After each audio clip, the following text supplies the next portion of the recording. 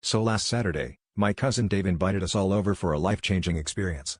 Now, normally, that phrase means he's either discovered a new protein shake or signed up for another pyramid scheme, but this time he just kept saying, "I'm choosing simplicity." I figured he was going to make us eat raw kale or meditate on his rug. When I got there, though, I immediately noticed something was off. His living room looked like an IKEA showroom after a clearance sale. No couch, no coffee table, not even a single chair. Just Dave, standing proudly in the center of the room like he was about to give a TED Talk on hardwood floors.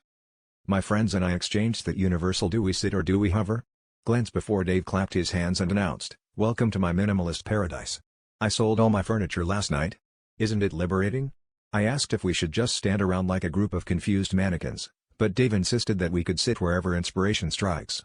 At first, I thought he meant the floor, but then he spread out a single yoga mat and said, "There's room for one more on the journey to enlightenment." The rest of us just kind of circled the mat, looking for a place to park ourselves that wasn't a cold plank of laminate.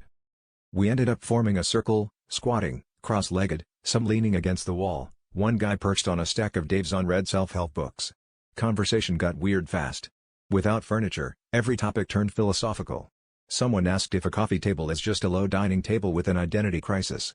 Another friend started theorizing that the ottoman was invented by someone who couldn't commit to being a chair or a table.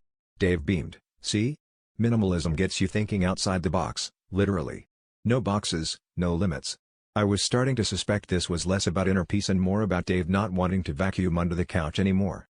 But after an hour of shifting around and pulling splinters out of places I'd rather not mention, we realized we'd reached an all-time low. We'd run out of things to say and surfaces to sit on. As I tried to stand up without waking my left foot from its coma, Dave looked around at us and said, "You know, I think this worked out great. We didn't sit on the furniture, but at least we sat on some good ideas."